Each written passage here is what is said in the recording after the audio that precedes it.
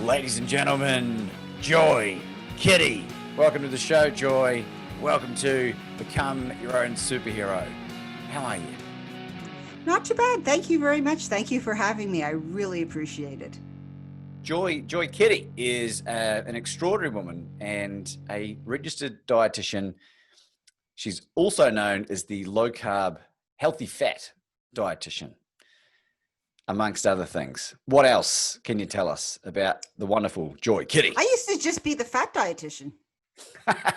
Seriously, I practiced dietetics in BC for, let me think now, about 12 years.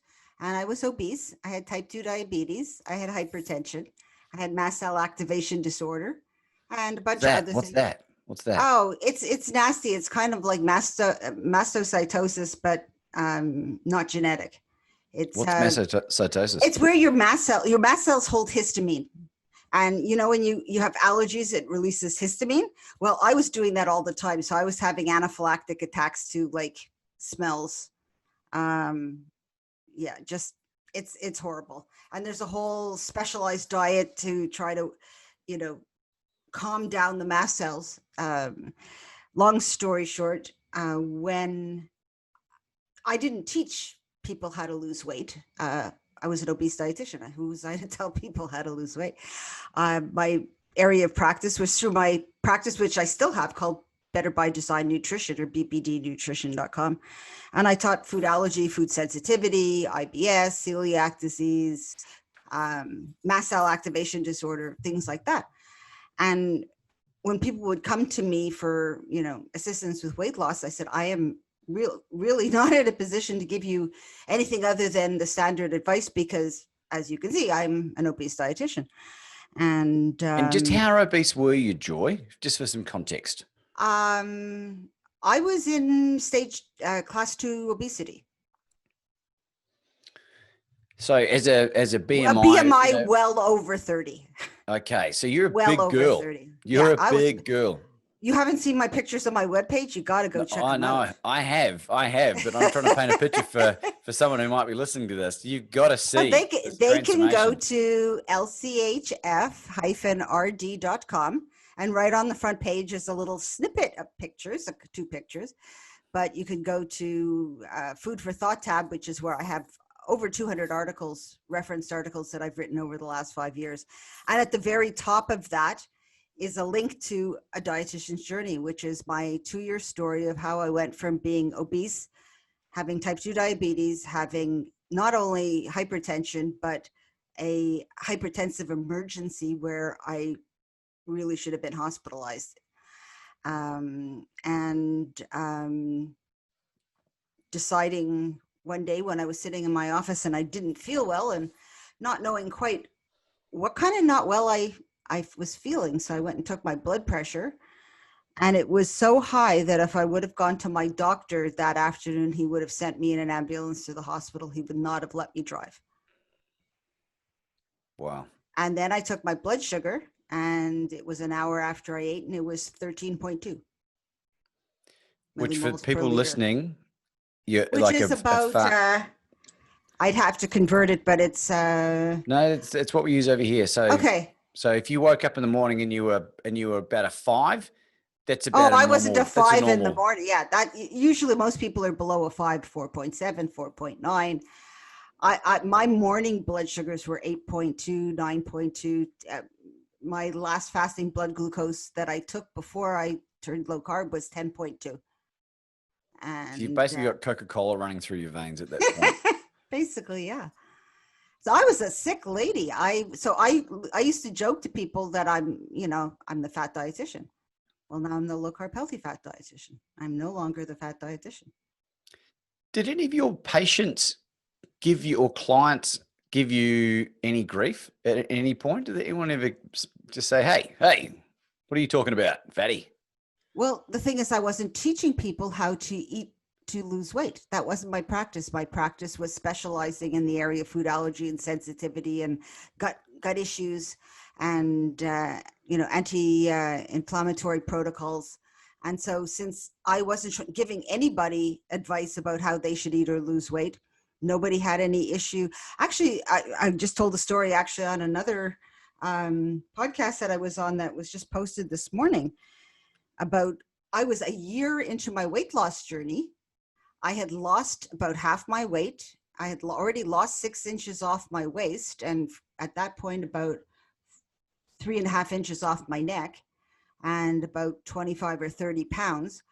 And someone in the low carb community basically said to me, you have no right to teach anybody how to lose weight until you deal with your own, being fat. And I said, I've been teaching this for 2 years and I've been doing it for a year. And what makes me credible is the science it's based on, not my body weight. My body weight will catch up with, the science as I keep doing this. But what made me competent to counsel others wasn't my body weight. It was what I knew from the scientific literature about low carb and healthy fat diets. Which is like a rational response, I suppose. And I think, but when you're dealing with human beings, having experienced this myself, and being treated better when you are fit and healthy, like. Oh, yeah. There is I'm more credible.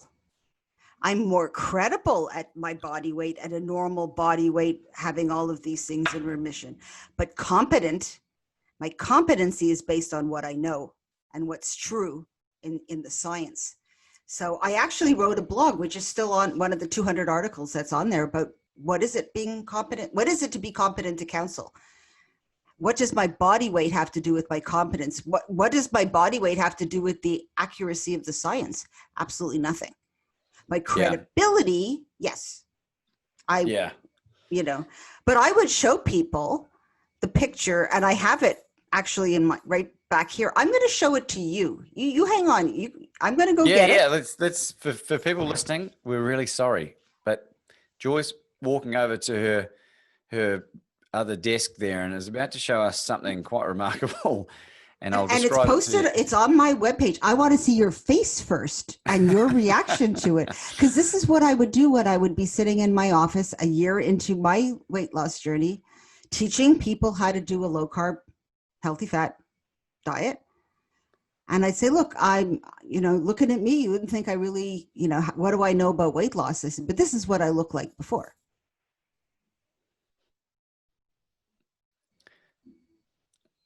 You look like an extra out of Miami Vice, and it doesn't even resemble Joy Kiddie at all. My goodness! Wow. So that's on my blog. I think it's on the third one from the bottom at the beginning of a dietitian. We'll link that in. We'll link that in the description of the show notes. Okay. I was watching you on a ski machine. I think it might have been on one of your older YouTube videos. I have my Nordic track. Yeah, the Nordic track. And I was like, you were talking and I was like, Joy's accent's different back then. And then I realized you were breathless because you were so fat. And that was probably about 3 or 4 months into the journey. If you go to the beginning of the dietitian's journey, the third one from the bottom, when you go right to the beginning, there's a video of me walking at Coquitlam Center in the area of Vancouver that I live, 1 week into when I started. And I'll give you the link to that one to put on your show notes. I couldn't walk and talk at the same time. Yeah, you're a big girl. 3 or 4 months later, I was doing Nordic track and talking. I couldn't even walk and talk when I started. Well, I want to explore some of the background of this, Joy, because you haven't been like this your whole life. In fact, you were an elite level athlete for a long period of time. Can we dial it back a little bit? Sure. Into your early days, you grew up you're in near Vancouver. No, I grew up in Montreal. In Montreal, Mm-hmm. And what was life like growing up for you as a kid? Great. I was very involved in dance. I was a ballet dancer, and our family moved to Ottawa, and I got the opportunity to train with the Royal Ballet of Canada junior troupe. And that I did for probably 6 to 8 hours a week at, 10 years old, 11 years old. And until I broke the bone in the top of my foot and I could no longer wear toe shoes. I couldn't dance. Had an operation on my foot, and that was the end of my dancing career. And it was heartbreaking. I mean, my whole life was ballet, and I dreamt of actually joining the Royal Ballet of Canada and becoming a, professional dancer. But that wasn't going to happen once they took the bone out of my out of the top of my foot. So I took up horseback riding, which I enjoyed, English style jumping. It was fun. I was terrible at it, but I enjoyed it. And then a number of years later, I took up karate, Shotokan karate. And then I took up also Shito Ryu, which is another style of karate. One's a long stance and one's a short stance, and I did both. And I was working on my black belt in Shotokan and my blue belt in Shito Ryu when I got pregnant with twins. And that was the end of that career. So I had twins, and then they came 3 months early, and then I conceived a third child. So I had 3 children in 14 months. And needless to say, my body was never the same after that. And yeah. Well, you're a woman of action. There's no denying that. And yep. What happened when you got pregnant? Was there, because I've spoken to a few female friends of mine that have been on a low carb protocol before they got pregnant. And when they got pregnant, certainly in the first trimester, they started craving a lot of carbohydrate and even just like felt guilty for the amount of junk that they were eating. What happened to you, if anything, that you noticed? I was very, very fit when I got pregnant, and I ate what was believed to be a healthy diet. Lots of healthy whole grains, lots of fruits and vegetables, not too much meat, lots of fish, tofu. And so I was healthy in terms of body weight and body mass index and waist to hip ratio and all of those kinds of things. But I didn't have blood work, the kind of blood work I would look at now. I mean, my blood glucose was normal, but, people could look at the articles I've written on my webpage and find out that normal blood glucose, fasting blood glucose, and hemoglobin A1C could be normal, and your insulin can be through the roof. And so long before the blood glucose gets abnormal, insulin gets abnormal. I am sure my insulin was abnormal. Even though, on paper, everything looked great. I'd go to the doctor, yeah, you're fine. But eating that many carbs, healthy whole grains and lots of fruit. I loved fruit. And I used to believe that, well, fruit has the same nutrients as vegetables. So if you prefer fruit, eat fruit. Yeah, fructose, fructose does a number on your liver and on your insulin. And so I was healthy on paper. But metabolically, we know that type 2 diabetes starts a good 14 to 20 years before blood sugar gets abnormal. So you add 20 years onto the age I was when I conceived my twins, and bingo, I was diabetic. And then along the lines of what usually happens, a few years later, my blood pressure started to go up.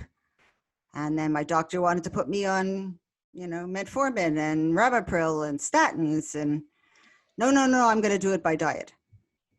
But what diet did I have that was an option? What was I going to do? Low fat? Calorie restriction?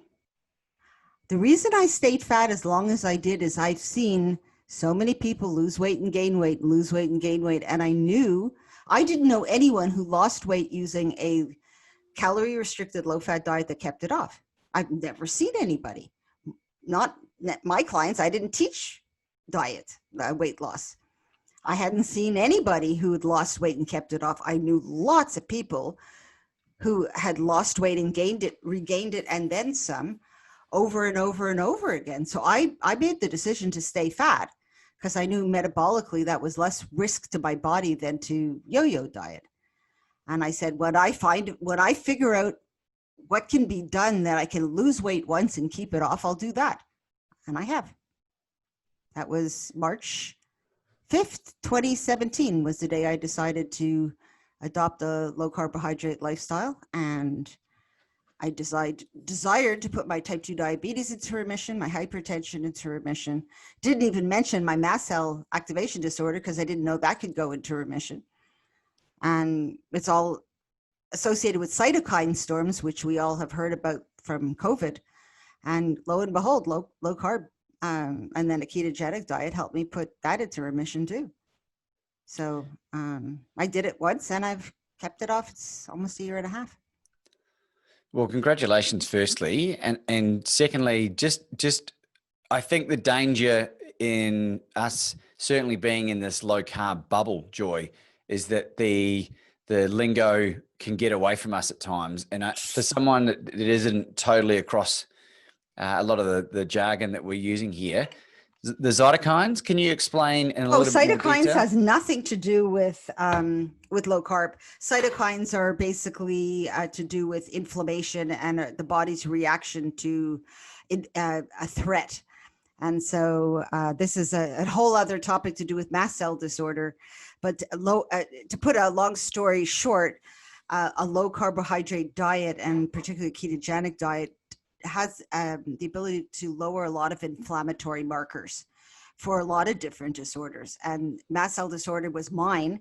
And as it turned out, it lowered the inflammation that was associated with the triggering of my mast cells from degranulating, and in response to numerous things, including putting me into anaphylaxis, which is not being able to breathe at all and having to use an EpiPen.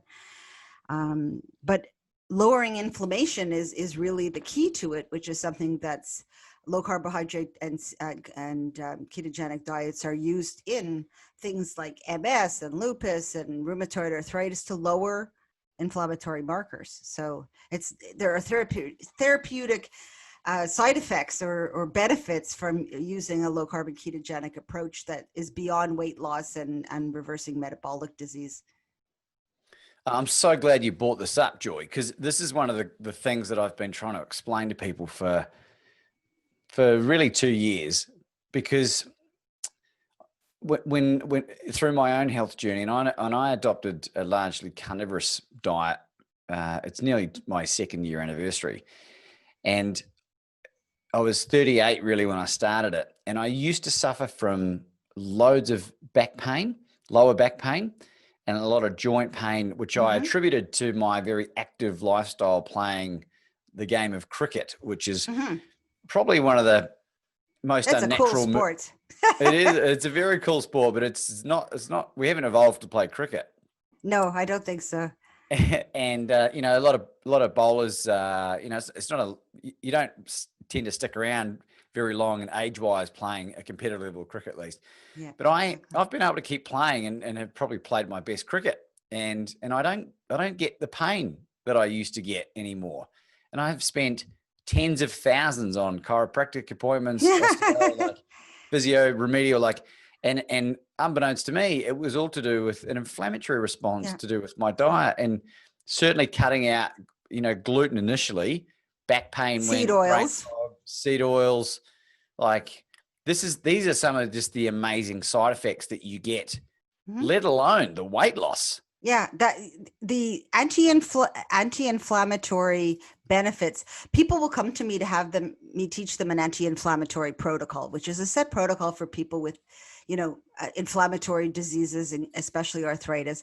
And what I tell them is, let's put you on a lower carb diet and then lower the carbohydrates down as needed to achieve clinical outcomes. And if you still need me to teach you the anti-inflammatory protocol, I will. But about 80% of my clients feel amazing after and don't need the anti-inflammatory protocol. And so why should I sell them services they don't need? If a low carb diet will get them into not having the inflammation and pain and stiffness. I have osteoarthritis and I have no pain. My fingers look terrible. They're all deformed looking from having osteoarthritis, but I don't have any pain. So do I care?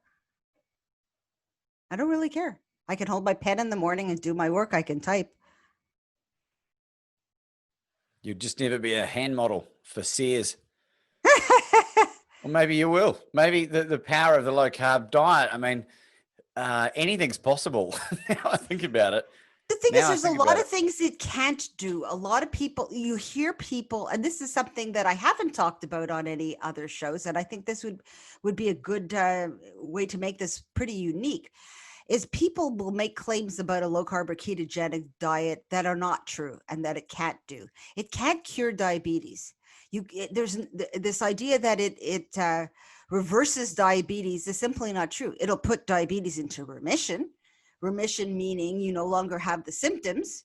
But as soon as you start eating the way you used to eat before, all the symptoms will come back, just like obesity will. I can put hypertension and type 2 diabetes and obesity and pain from arthritis into remission, but it doesn't reverse them. It doesn't make you cured. So, when people say, oh, I reversed my diabetes. Dude, if you start eating spaghetti and bagels and toast, and 300 grams of carbs a day, your diabetes will be back. Yeah. Maybe that's just a lingo challenge that we need to work on, because I was pre-diabetic, but I know exactly what you're saying. If I go and have 2 or 3 days where I reintroduce probably sugar, right, in the form of ice cream, do a bit of emotional eating or whatever, I get itchy in the pinky toe on my foot and the next toe, and if I binge for like 2 or 3 days, I get this crazy itchiness. And in my drinking days, my big toes, but in particular my left big toe, would get tingly, and I think it was a precursor to some kind of gout response. And sure enough, if I go and deviate from what I'm doing, it'll come back. But I can negate it and reverse it pretty damn quick. That's what people will say. Well, if you adopt a low carb lifestyle, how many, can you have a cheat day once a week? And I said, that's like an alcoholic having a cheat day once a week. You can, but the insulin response that you have and what it sets in motion in terms of the craving for carbohydrates is simply not worth it. I did it a couple of times at the beginning. A few months into it, I felt like having a slice of pizza. So I had a slice of pizza. Actually, I had 2 slices of pizza. I had a week of feeling awful, just terrible, and cravings and uncontrollable hunger. I was used to before, when I was diabetic, eating every hour and a half, because that's what you're told you have to do to keep your blood sugars stable. And then, when I adopted a low carb and then a ketogenic lifestyle, I could go 6, 8, 10, 12 hours without eating. I did 1 meal a day for about 6 months. And I'd often forget that I hadn't eaten since the night before. It'd be like 4 o'clock and I go, geez, I'm hungry. Well, no wonder I hadn't eaten since the night before, but I wasn't hungry. I didn't think I could go an hour and a half without eating because the insulin was constantly driving that hunger. Yeah. And when people say, well, how often can I have a cheat day? I said, as often as you want to crave carbs, because that's what it'll do. It'll cause your insulin levels to go up, which causes your hunger to go up. So if you binge once a week, it'll take it 2 or 3 days to get your insulin down in time to do it again. This makes no sense to me. Yeah, it's a vicious circle, I must admit. Well, what are some strategies that I don't know whether you know much about this, Joy? I'm guessing I'm looking at you and I'm thinking that you probably do. What are some techniques that people can use that are on a low carb protocol to help mitigate the cravings apart from abstinence? Eat according to your circadian rhythms. How do you figure that out? I've got some articles written on it on my webpage, but there's quite a few people who've done research in circadian rhythms and how the body functions on a 24-hour cycle. One guy is Satchidananda Panda. He's written a book called The Circadian Code. Another fellow is Why We Sleep by, what's his name? Matthew Walker, PhD, both circadian biologists. Satchidananda Panda has an absolutely fantastic video on YouTube called Circadian Theory of Health.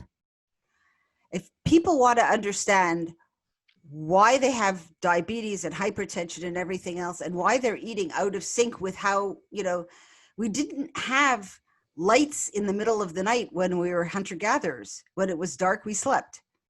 When the sun came up, we were out in the sun getting sunlight and getting food. And so we ate at certain times, we slept at certain times, and we evolved and adapted to a 24-hour cycle. And actually all of the hormones in our body and all of the neurotransmitters and all of the things that we synthesize are all based on circadian rhythms. Our body, for example, our gut will only heal, the lining of our gut will only heal at certain times in the night when we've been asleep for a certain number of hours. So people who eat, after supper and before bed and have bedtime snacks, and then it's 4 hours until they get into that place where their body can start to do it. And then it's time to get up because they're not sleeping 8 hours. Yeah. So one of the simple, straightforward thing is eat and sleep at, this idea of 3 meals a day or 2 meals a day. I mean, breakfast as a whole is a pretty recent invention. Like we used to eat 2 meals a day. And then Kellogg's decided to introduce 3 meals a day, largely for religious reasons, which I'm sure Belinda Fettke's written a lot about if people want to know about that.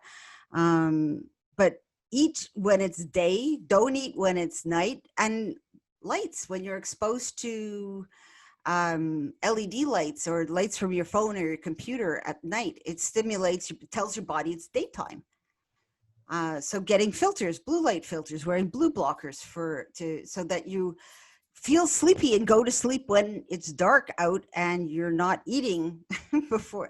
So just eating in accordance with our body's natural rhythm and eating real whole food, eating the things our great grandparents would have recognized as food: meat, eggs, cheese, butter, lard, tallow.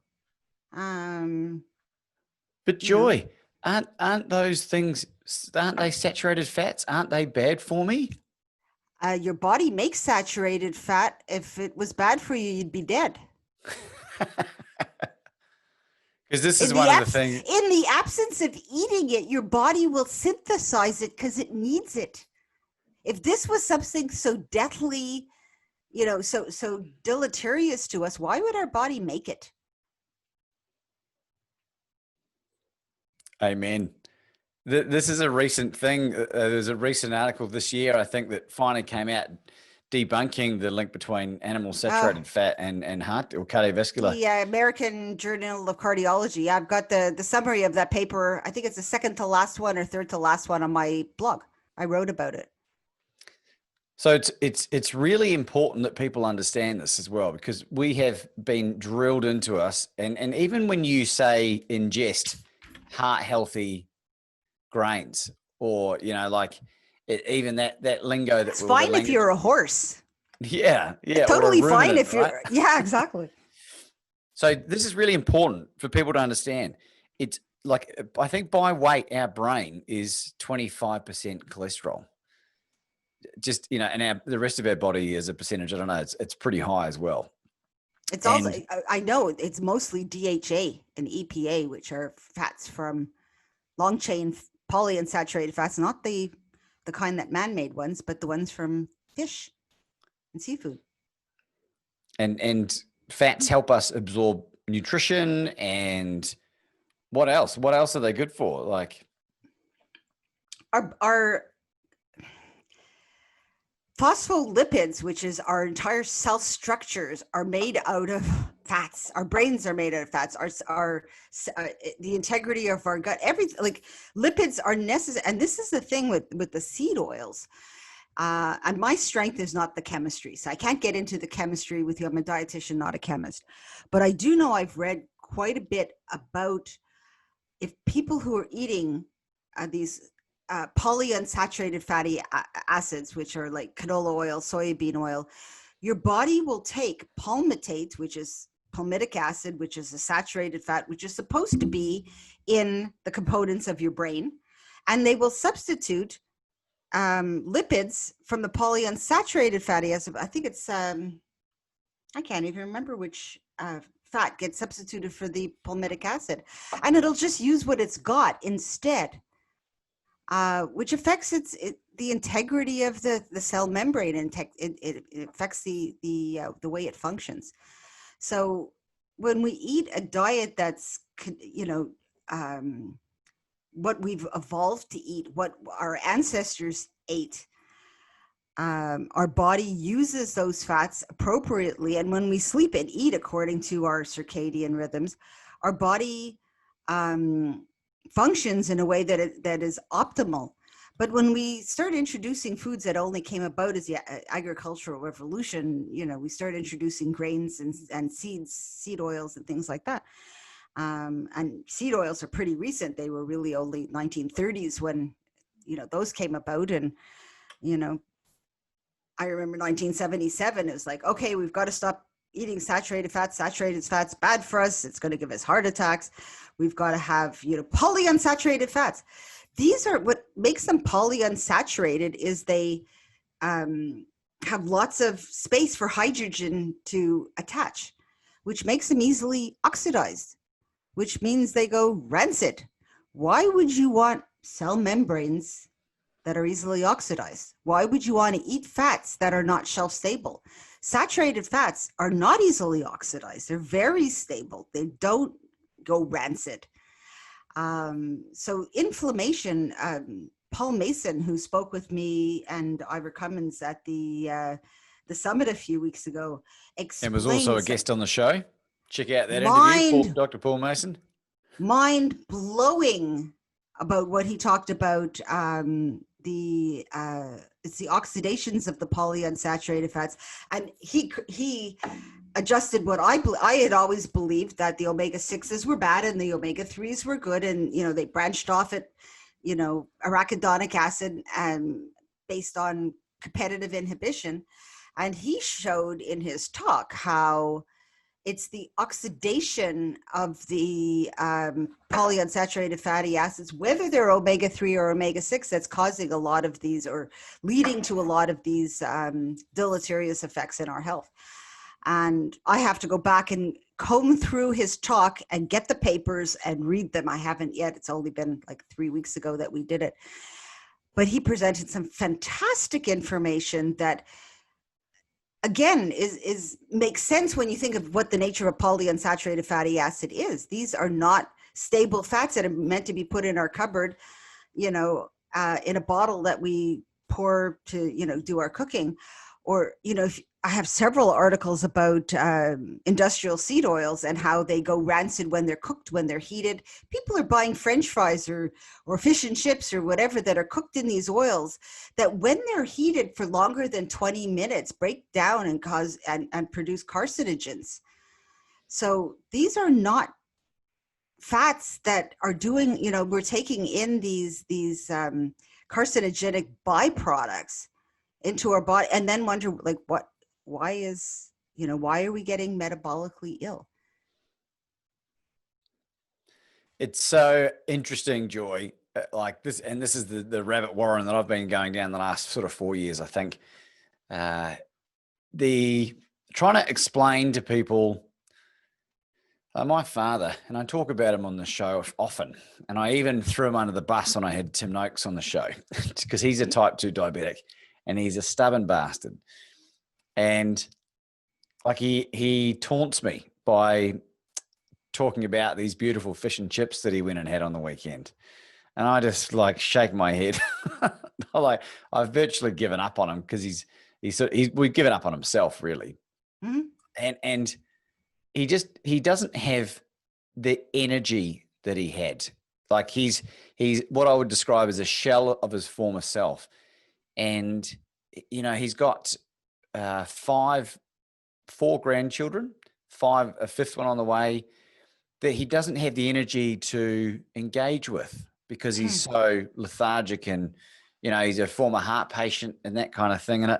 And he's only young. He's 69. Yeah, that is young. And the reason I sort of talk about this is in the hope that, if he does watch some of these episodes, that it will trigger him to do something about it. But it's more for other people. Like it's your responsibility to take care of yourself. It's maybe not your fault that you ended up in the position that you are, but it's your responsibility to fix it. Absolutely. And you've got this duty to be there as, you know, particularly with family, and to be there as a support crew, and the value that my father can add with his years of wisdom and the wonderful, you know, like so I'm going to be that great grandfather or the great you know, grandfather. I want to live for as long as I can, as well as I can. And I reckon I've truly figured out, at least from a food point of view, how to do it. And one of the things about your health journey, Joy, like, you've lost a lot of weight and you look like a different person. But I want to know, what are some of the other amazing positives from the weight loss that you didn't think were going to happen that happened? I sleep better than I have in 25 years. And why is that important? Well, sleep is the key to lowering cortisol, lowering insulin. The only way I was able to finally get off blood pressure meds, and that was about halfway through my journey, I still had high blood pressure. And that's actually how I got into the whole circadian rhythm thing. I came across some research. Some of the grad students in Satchidananda Panda's lab were doing research on hypertension, and sleep was supposed to be able to lower the cortisol, to lower the insulin and lower blood pressure. And I said, damn, I'm going to try this. So I stopped eating, you know, at supper time, didn't eat anything in the evening, went to bed according to, you know, normal circadian rhythms. And I'd wake up rested. I stopped taking pills to sleep. I took pills to sleep for 25 years. Wow. I go to bed and I sleep. I mean, and I'll get up several times in the night to go to the washroom, come back, fall asleep. What are the, I don't know if it's a positive benefit or a unexplained benefit, is it's a year and a half and I still haven't got my head around the fact that I am the size I am. I'll get out of my car and look and say, oh, I don't have enough room to get out beside me, that I'd have to like go to another spot so I can get out of my car. And then I figure, well, I'll try and squeeze out. I could squeeze out with my packages and my purse and everything and have more than enough room to spare. I'm not the size I was, and my brain hasn't caught up with that. Going like, you know, you're in a restaurant back in the day when we went to restaurants, and there'd be a space behind, you know, tables, and you're going to the washroom or whatever, and you think, I can't go through that space. I can go through that space with room to spare. I do things that I couldn't do before.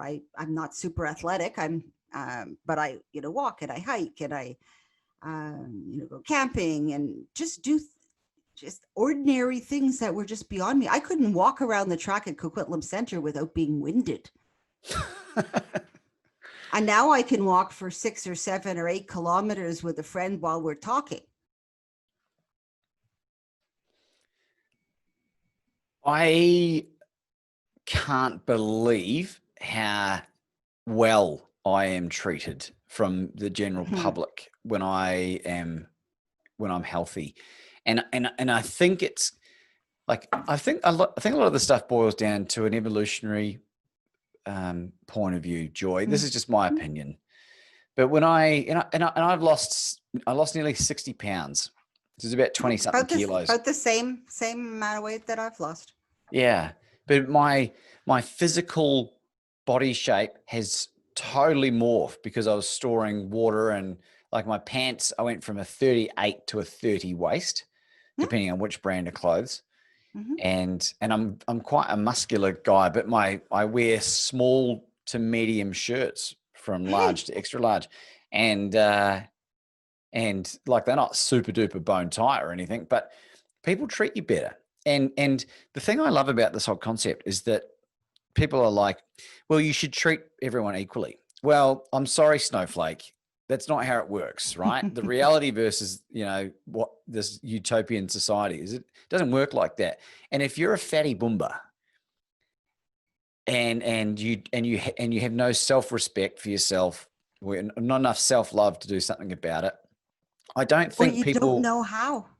well, you don't know how, and we can explore how to do this, right? And I don't want to, for people that want to change and that want to improve their life, I'm 100% behind anyone that wants to do that. But I know from my own experience, I didn't really love who I was, and people weren't able to love me or like me as much as they do now. So that's for that reason alone would be a wonderful incentive. So what's very, you asked the question about one of the benefits, and this kind of plays off what you're talking about. When I used to go to the store, to the mall, someone would open the door and go in and not hold the door for me because I was just this obese older woman. I get held the door for more often than I can count now, and it's not because I'm frail. It's because you're a fox. I don't know, but people will hold the door and say, go ahead, and they'll chat with me. How are you doing? And, people will talk to me in line. And I had the guy at Costco. I was at Costco the other day, and I had a whole bunch of stuff in my bin. And the guy who was packing said, "Wow, this looks really healthy. You've got only healthy food here." And I had like tenderloin and mayonnaise and butter. And he says, "Yeah, but," he says, "really good food, but this is really fattening." I said, "I'm a dietitian. This is what I eat." And his face, he says, "Are you a real dietitian?" I got a master's degree. Does that count? I said, "I used to be a fat dietitian. Now I eat this stuff." And he looked like, but people talk to me like I'm actually a human being. I mean, I don't get the attention I did when I was 16 or 18 or 20. That would be nice, but it's not going to happen when you're, a woman of a certain age. But I get treated like an actual human being. I get treated with respect. Yeah. I get asked my opinion.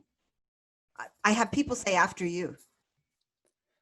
I was invisible before, if anything, I was the object of maybe silent scorn or, judgment. There's something about being good looking that, like, I know it sounds really arrogant, but I think it's how we feel about ourselves. I wouldn't necessarily say I'm that good looking. I mean, people like my sons will look at the pictures that on my webpage that were just taken when I updated it recently and say, "Wow, you look really good for an old lady." Okay, well, they're my sons. That's what I'm going to get. They're 27-year-old twins and a 26-year-old, not bad for an old lady. But I feel good about myself. I look in the mirror and feel for an older woman, I'm pretty well put together, and that's okay. My grandmother lived to 104. Wow. She was not a beauty. She was not a beautiful woman. But she at 100, she was taking her walker and going out of her apartment down the street to the shopping center nearby to buy things at the grocery store that she would put in a walker and walk back. She was self-sufficient. She struck up conversations with everybody, and everybody talked to her and loved her and interacted with her. She used to call herself Madame Fifi. She was from Paris, and she had an air about her. She was slim, slight, the only one in our family who didn't have a weight problem. Yeah. And she lived feeling good about herself and who she was and comfortable in her own skin. And I always desired to model myself after her. And to a certain extent, I think I've succeeded because I'm comfortable in my own skin. I'm okay with having wrinkles and gray hair. People say, "Well, if you dyed your hair, you would look younger." I'm like, I earned every one of these white hairs. They're badges of honor. Why would, or if you got a little tummy tuck or you got a little bit of Botox, it's like, this is who I am. And I'm okay with it. That's really great, Joy. And I wasn't planning on spruiking this, but I will, because I think it's really important. Because of the beautiful nature of technology, Joy does telemedicine. Are you allowed to call it telemedicine?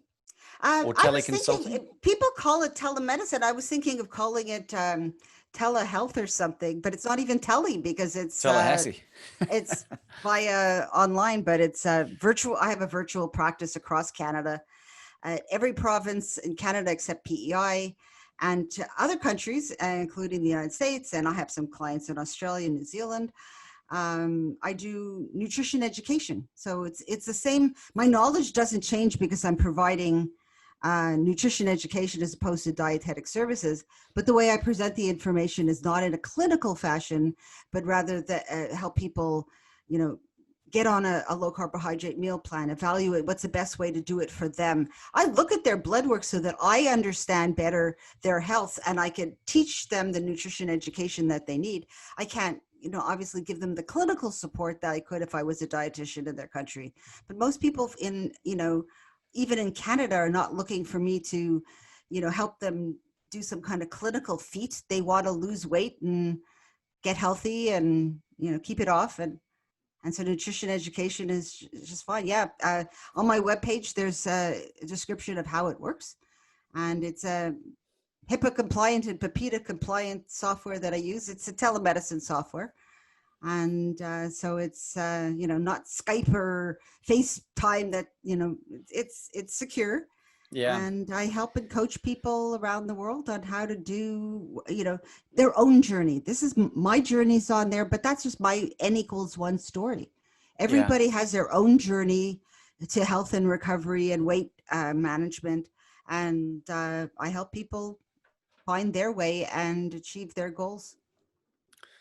What's your proudest health recovery story of someone that you've had as a client? Are you allowed to share that? You don't have to say any names. Yeah, it's actually on my webpage.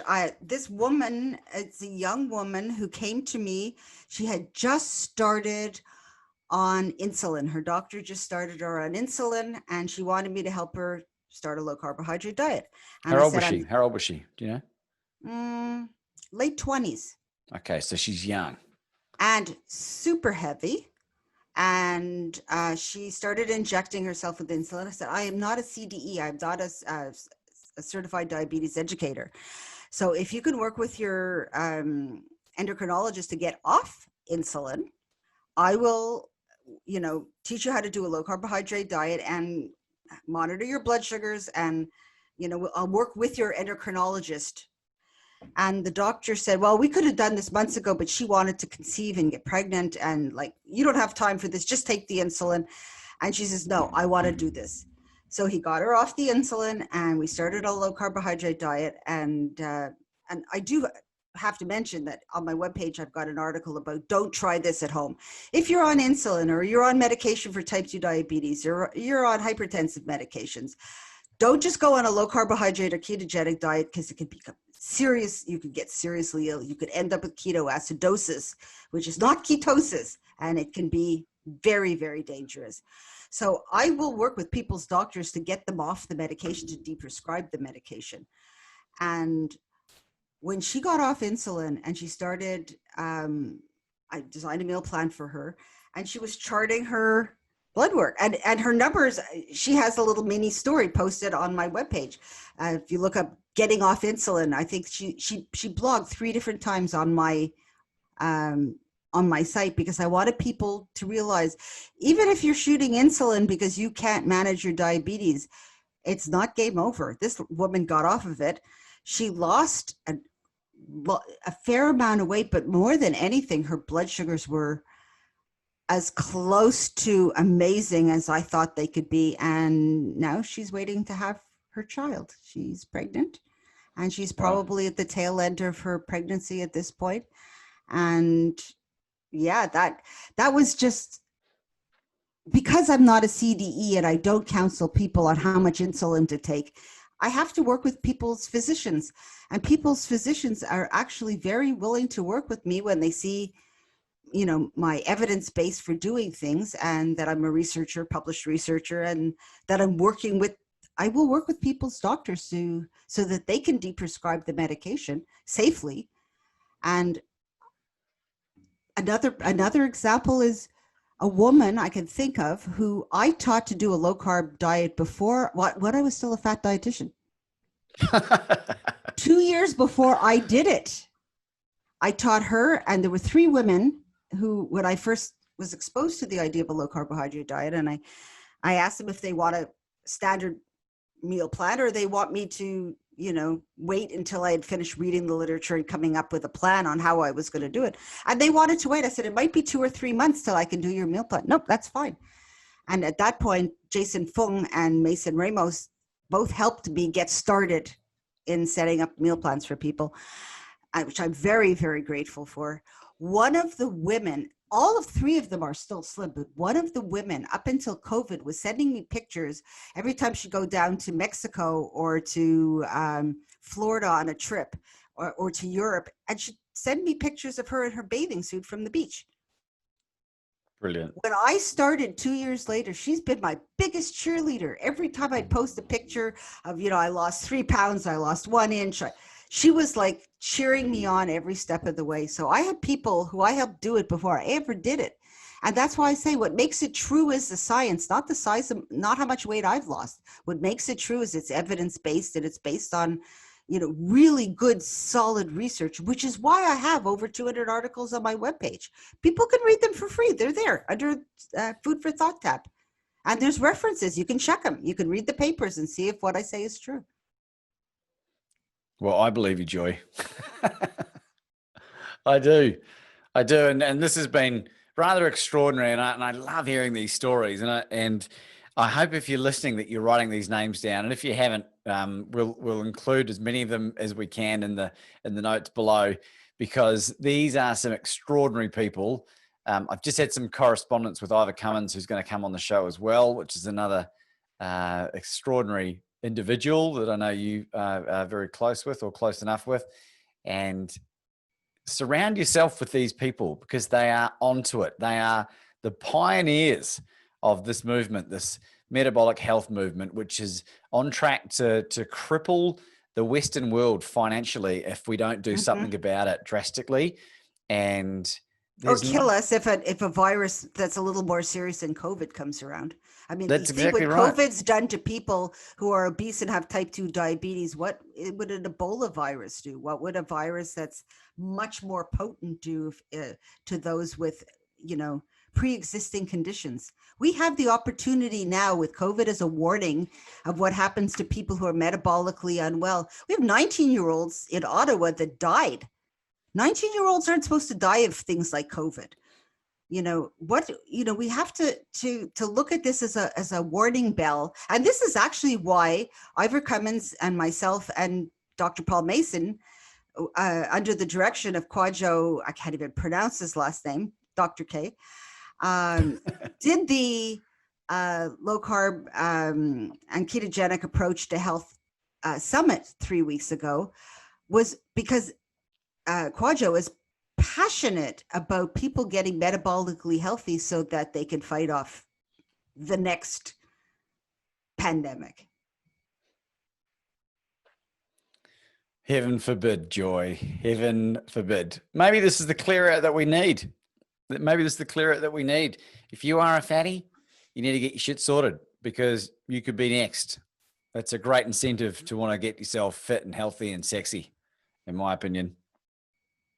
Being there for feeling well, being well, having good metabolic markers, and being there for your children and your grandchildren, and to live life to the fullest that it's meant to be lived is even beyond, feeling or looking, quote, sexy. Being healthy and having and being a good example for your kids and your grandkids, and being able to enjoy them, do things with them, play on the floor with them, chase them around the ball field, play cricket with them, or whatever. You can't do that. I couldn't walk around a friggin' track when I was fat. How on earth would I play with my future grandchildren? No truer words were ever said, Joy. I think this is a good place to wrap this up. But before we do, is there anything that you'd like to finish on for our wonderful audience? I think if I could encourage people that if I can do it, you can do it.